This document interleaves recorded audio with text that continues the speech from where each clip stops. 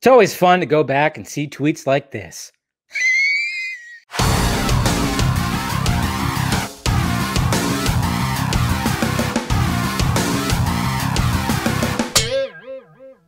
What's happening, film friends? Dave the Film Junkie here. Plot thickens. That's right. I was wondering when it was going to thicken a little bit more because, got my ear out there kind of going, hey, something's going to be dropping. What's going on? And sure enough, it did. In a Forbes piece written by Shiraz Faruqi. That's right. You guys know who Shiraz is. Great guy. Been on the vodka stream. Maybe I could try to get him on the vodka stream this Friday, but I don't know. I know this is, it's been probably a pretty intense day for him today after this piece dropped because it's already been edited. It's already been updated, So I'll show you right here. Let me go ahead and share the screen. And we'll read through it. It's a long, long article, so I'm not going to go over like every little thing, but here's what the title currently says. Interview. Ray Fisher speaks out on toxic set and Warner Media investigation into Justice League production. Okay. And already right here, it's got the update. It says the story has been updated from its original version, including the wording of the original headline. Yeah, there's nothing about racism or anything like that was originally in there. Comments have been added from Warner Brothers and representatives for Joss Whedon. So it starts off right here with a quote from Ray. The erasure of people of color from the 2017 theatrical version of Justice League was neither an accident nor coincidence. Okay, so as we go right here, it kind of gives you like a little bit of a history lesson, I guess you could say. Justice League star Ray Fisher has never been shy about speaking his mind, focused and measured. Fisher spoke with Forbes about his continued dispute with Warner Brothers. Fisher passionately spoke on the toxic and harmful work environment that he and the cast endured during the film's Joss Whedon-led reshoots after he took over from the original director, Zack Snyder. Fisher went into detail. Okay, so let's just go through. I mean, we already know all this stuff. This is just kind of just like a recap right here. But here's where the quotes start right here. For one thing, the cast and crew were told that Zack had handpicked Joss to finish the film for him. I didn't find out until after the reshoots that was a complete lie. That was a complete lie. Every time I see two words, then they always throw you off. But anyways, yeah. So it wasn't until after the reshoots that was a complete lie, which, yeah, we found that out also that, yeah, Snyder didn't pick Whedon. Whedon came in and started punching up dialogue, and Snyder didn't want that. Are you kidding me? Fuck that. I mean, it just shows you, like, remember in Justice Con that, he doesn't want anything to do with any of the footage. He said he'll burn it to the fucking ground, and fucking hard fact. We know this. So anyways, back to this. I heard whispers and rumblings that things being off. I heard whispers and rumblings of things being off behind the scenes, but nothing concrete until much later. They had us go out to San Diego Comic-Con in 2017 and say Zack picked Joss and that Joss was a great guy.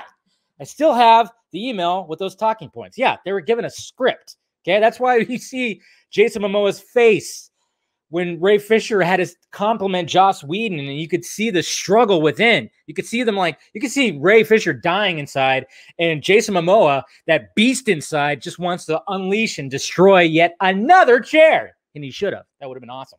Anyways, 2 days later, Fisher took to Twitter. Blah, blah, blah. Okay.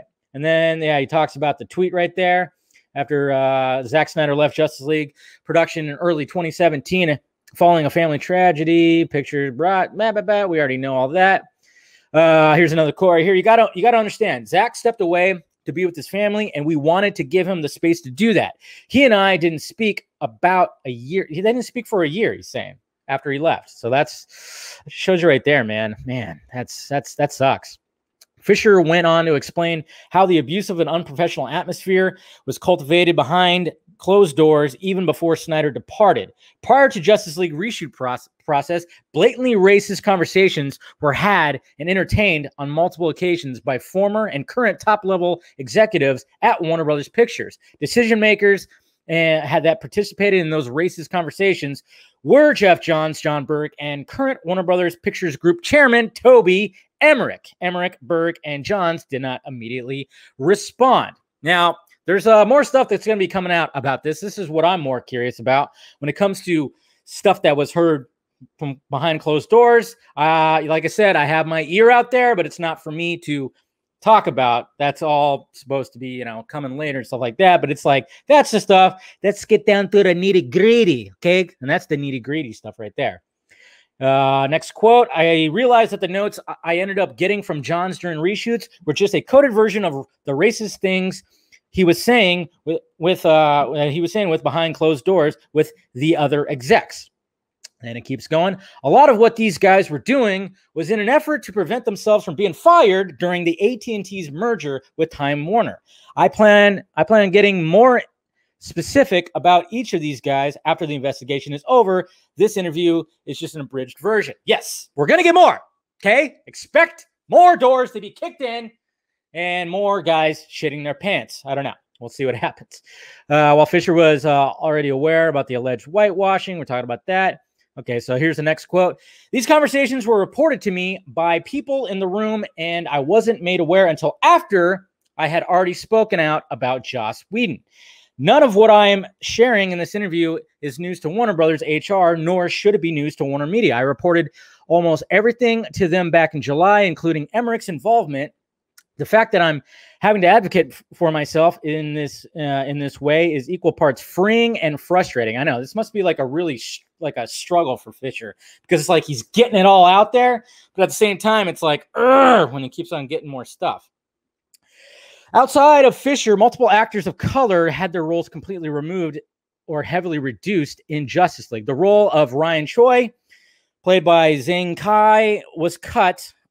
Joe Morton, who played Cyborg's father, Silas, had his role mostly cut and reshot, while Zack Snyder included a diverse cast of characters. Many of them had roles significantly altered or disappeared from the film altogether before it arrived in theaters. Karen Bryson, who played Cyborg's mom, Eleanor, had her role cut as well. Additionally, Kirstie Clemens, who played Iris West, was removed from the film. All of them will appear in 2021 Zack Snyder's Justice League. That's right. Put that in there, Shiraz. Love that. In Zack Snyder's Justice League. According to the representatives of Whedon, these decisions were made prior to his taking control of the project. Yes, this is part of what's been added to this right here. And let me just say this one thing too, guys, is like, because I saw one of the things that really stood out when it came to this and when it came to replacing the characters, whitewashing and stuff like that. I mean, a lot of people were wondering like why were the characters of color removed, and then you get this white Russian family. I mean,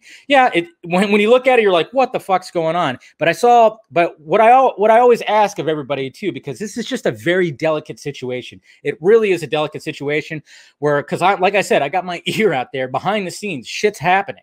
So I kind of just go, okay, I need to not be too much involved with any kind of conflict, I guess you could say. That's why I'm trying to stay out of the dick measuring contest that's happening, and anything that's out there that's just causing conflict. I'm trying to stay, out of it as much as possible. Just leave me. No, stop, And I know there are some people that are already pushing back.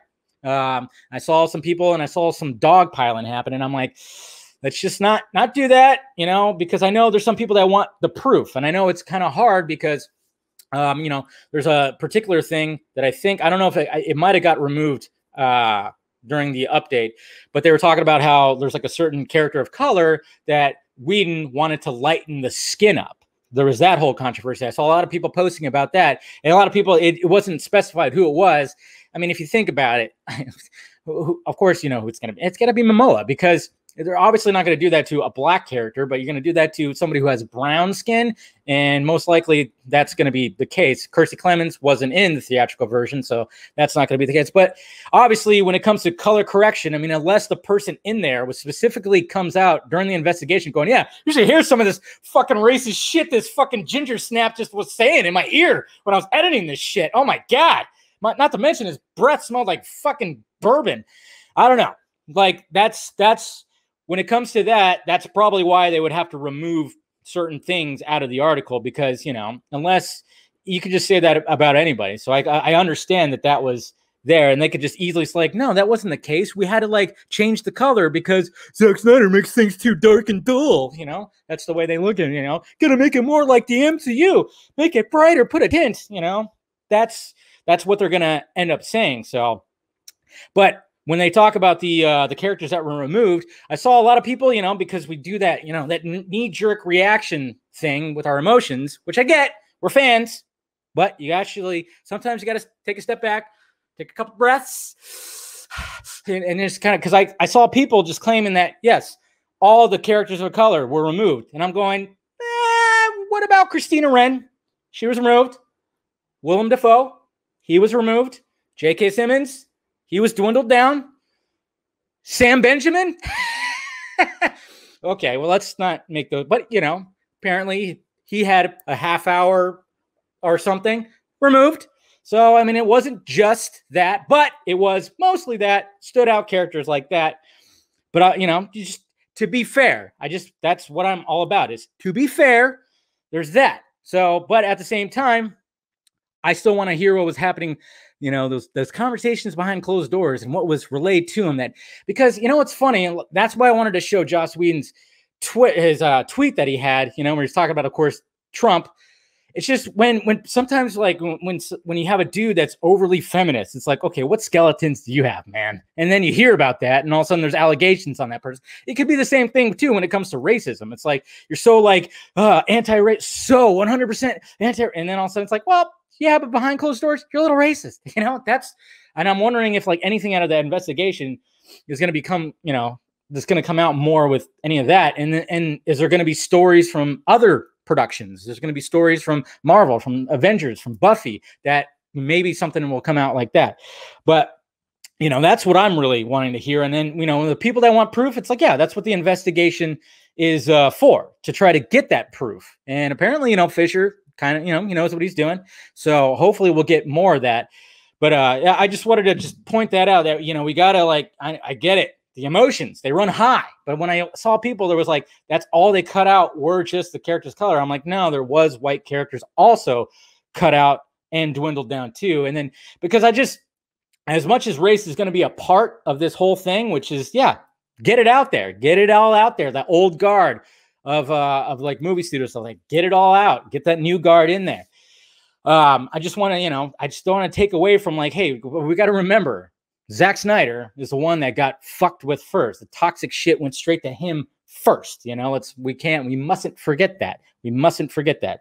But let's keep on going with this. And then, yeah, there's also another article we'll be pulling up as well. So let's see. A representative of Whedon said the individual who offered this statement acknowledged that this was just something that he had heard from someone else and accepted as truth. Yeah, see, this is why you can't, I mean, you could get in serious trouble for just making these allegations. I'm telling you what. So it's like, if it's all hearsay, that's the issue with this. I mean, obviously, we trust Ray Fisher. Hashtag I stand with Ray Fisher. We all stand with Ray Fisher. So yeah, naturally, as fans, we're going to be doing that. But there's just legalities that you have to really watch out for. But hopefully, like I said, just a little patience. Yeah, come on, that's what we got to do. Anyways, when the fact. Simple research would prove that was false. As is standard in almost all films, there are numerous people involved with mixing the final product, including the editor, special effects person, composer, etc., with the senior colorist responsible for the final version's tone, colors, and mood. The process was further complicated on this project by the fact that Zack shot on film while Joss shot on digital, which required the team led by same senior colorist who has worked with previous films of Zack to reconcile the two. And here's another quote. I always suspected that race was a determining factor for the way that things went down, but it wasn't until past summer that I was able to prove it. See, he's got proof, so that's good. That's what you need. Fisher outlined how the abusive and unprofessional atmosphere went beyond the racial elements. The claims a toxic, manipulative atmosphere quickly engulfed the Justice League reshoots. See, I just want the other people to fucking talk too. Race was just one of the issues with the reshoot process. There were massive blowups, threat, coercion, taunting, unsafe work environments, belittling, and gaslighting like you wouldn't believe. This is why I want, man, I would love Affleck to just start singing, please. But I don't know if that's going to happen. As for the role Johns had in the abusive environment on set, Fisher didn't mince words on either Whedon or Johns. Jeff Johns made a veiled threat to my career during the LA reshoots of Justice League. That's why he's specifically saying LA for a reason. Multiple sources have informed me that Joss threatened the career of another person associated with the production. Toby was made aware and tried to cover for Whedon rather than deal with the abuse. The situation had been escalated to Sujihara to get any results. So I'm wondering if that has to do with Gal Gadot. We heard about that. Jason LeBoy was hearing stuff about that how he was to Gal Gadot. While some question the legitimacy of his claims, Fisher has made it very clear that they should not. These things affected many people across various departments. Warner Brothers Pictures has tried to make it seem as if these issues are mine and mine only. I've brought them a number of witnesses that have been avoided and in some cases ghosted during the investigation process. Warner Brothers knows fully well my claims are credible. They're just scrambling. And then, of course, there's another tweet right there, which you saw on September 4th. The Cyborg actor took to Twitter once again. Yeah, we saw that. Alleged that Hamada tried to get Fisher to relent. Yeah. And in the statement, a studio spokesperson said, at no time did Mr. Hamada ever, yeah, we already kind of know all this stuff, thrown under the bus, blah, blah, blah, blah, blah, blah, blah. The studio went to say that Mr. Fisher had declined to speak to the investigator, blah, blah, blah. We already know that. They were trying to do that. Scoopy Pants with the rap, which I'm surprised he hasn't done a fucking follow-up here. Fisher, infuriated by the statement, told Forbes that the statement was a double-edged sword that helped him as much as the studio attempted to discredit him. The hit piece that Warner Brothers Pictures put out on me on September 4th was meant to isolate me, but it ended up having the opposite effect. More people ended up reaching out and offering their support. Fisher saw this as a clear pattern of behavior from the studio and made him even more focused on continuing to speak out. Warner Brothers Pictures has been receiving a lot of bad press recently for the mishandling of HR and third-party investigations. Unfortunately, the Justice League investigation has been no different. After Justice League, we already know that it was a box. All right, here's another quote. Walter Hamada chose to insert himself into the situation by trying to throw Joss Whedon and John Berg under the bus to protect Jeff Johns. See, that's the thing. They're going to go hard at protecting Jeff Johns. He has a long-standing work relationship with Johns and even longer with Toby Emmerich from their time together at New Line. Fisher stressed the connection between Emmerich and Hamada to explain how deep studio politics go to protect each other. Emmerich made Hamada the president of DC Films, and Johns is providing content for Hamada to produce. It stands to reason that he would have a vested interest in trying to protect both of them. Hamada did not immediately respond to the comment. Fisher cited the statement from Warner Brothers to make his point clear after a tweet about the goalpost. Okay, then he says right here, you see what Warner Brothers PR tried to do to me after I alluded to Walter Hamada. Now imagine what would have happened if I named the chairman of the company instead of Hamada. Warner Brothers would have used every bit of PR power they had to try to stomp me out to protect Emmerich. So there you go.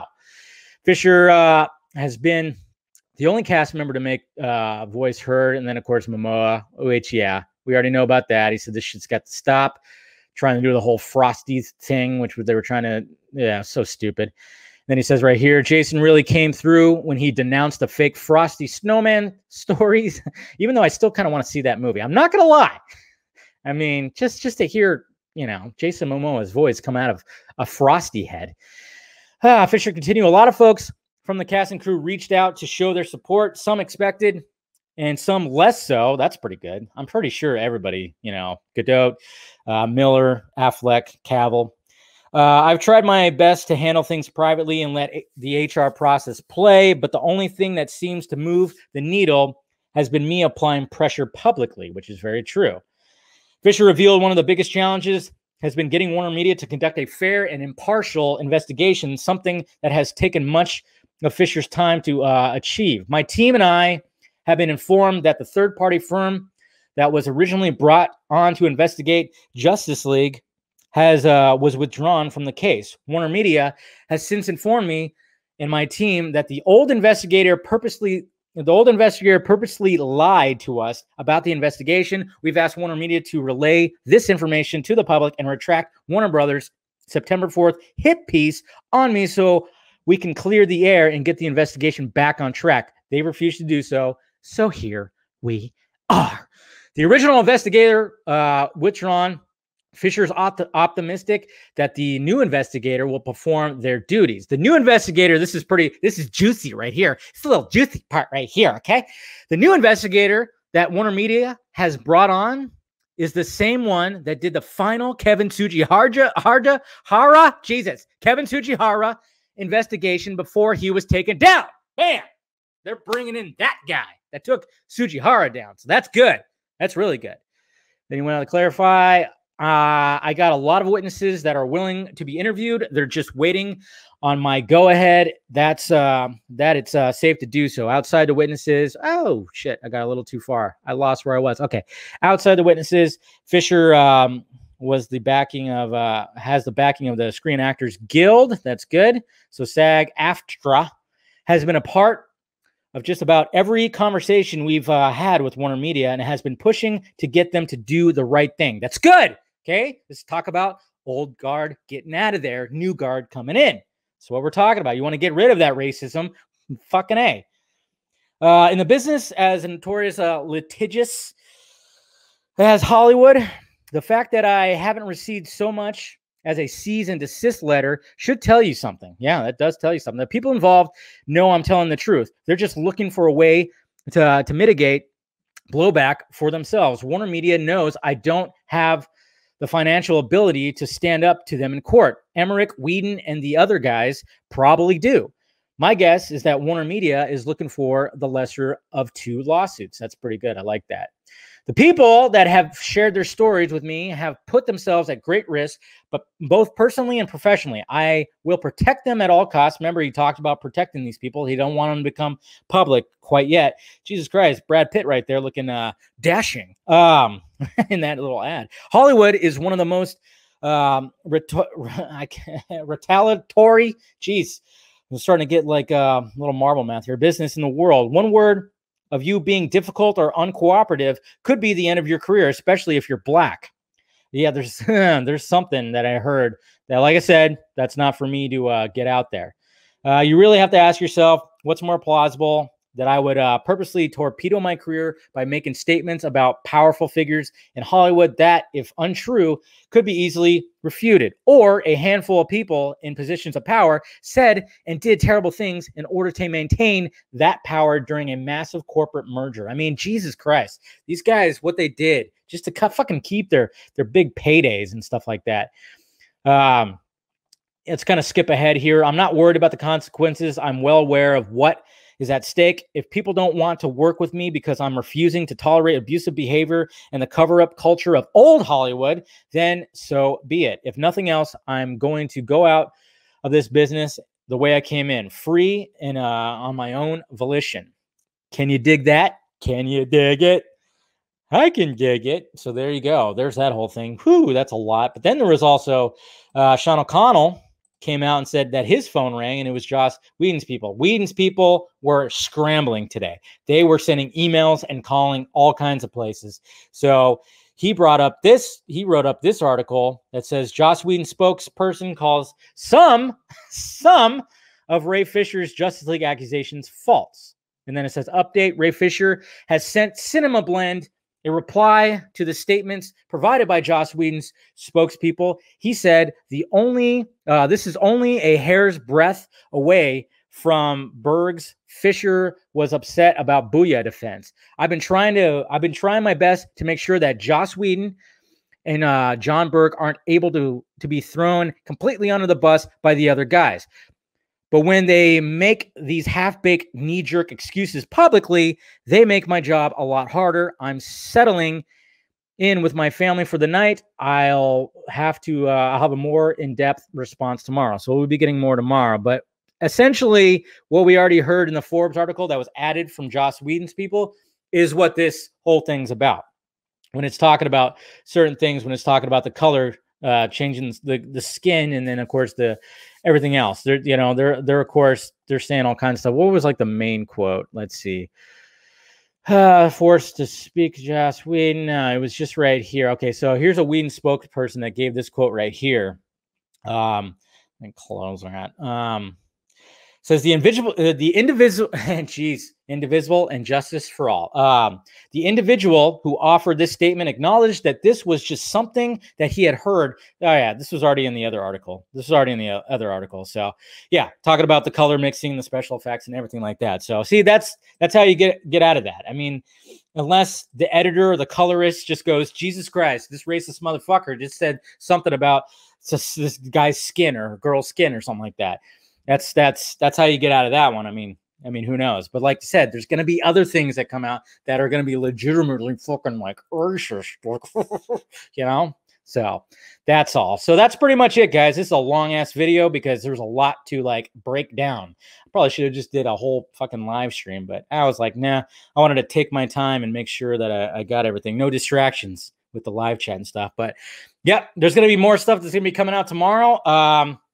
There's supposed to be like something else too that's supposed to be coming out, more positive, but I don't know if this interferes with that. I don't know what Fisher's going to say tomorrow. He's most likely going to do a live. I'm sure he's going to go on Instagram and do like a live thing, and that's probably what's going to happen. I don't know, but we'll talk about it more. You know, I'll do another video if I have to, but I'm sure this will be one of the main topics going into the vodka stream. So make sure you tune into that. So there you go, guys.